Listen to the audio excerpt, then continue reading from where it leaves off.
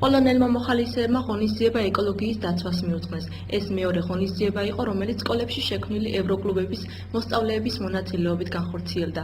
თეო სელიანი გვიამბობს. სახელად გარემო, ქოროტკი დაცვა.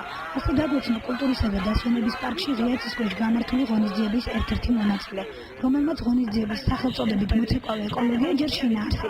შემდეგ ის ჩამონათვალი გაგვაცნო, რისი არ გათვალისწინების შემთხვევაშიც დაბინძურებული გარემო ხშირად მრავალი დაავადების და სიკვდილიანობის მიზეზი ხდება.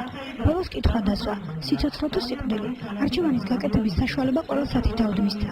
ყველას, ვინც ამ გარემოში ცხოვრობს და ბუნების დაცვასთან მიმართებაში ხშირ შემთხვევაში საკუთარი მოვალეობები და ვალდებულებები აღიწყდება.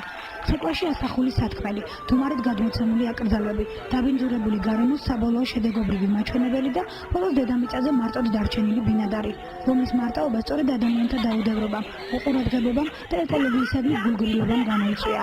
სხვა პლანეტის ბინადარს მეტი სიფრთხილისა და სიფხიზლისაკენ მოუწოდებს. ღონისძიება, რომელსაც მთავარ მოთხოვნად გაუფრთხილდეთ გარემოს გაზრდა და პოლონელი მოხალისის პატრისია კუროვსკას ინიციატივით ჩატარდა. მონაწილეები კი რამდენიმე სკოლაში შექმნილი ევროკლუბების მოსწავლეები იყვნენ. ახალგაზრდებმა მეტი ყურადღება უნდა გამოიჩინონ ეკოლოგიისადმი.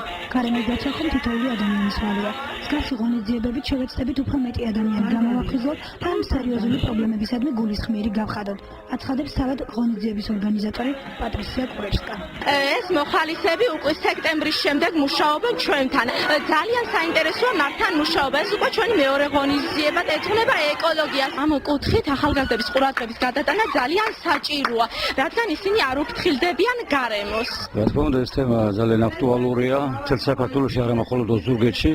აუცილებელია მსგავსი პროგრამები არა ასე მცირე რიცხვოვანმა ნახოს მთელმა ქალაქმა, მთელმა რაიონმა, მთელმა საქართველომ, თუ აქედან ძალიან ბევრი სწავლება წამოვიდა, ძალიან ბევრი აუცილებელი. მით უმეტეს რომ ახლა პარკის დირექტორია და აქ უამრავი რამე ხდება, რასაც სცენაზე ვნახეს რეალობა ნამდვილად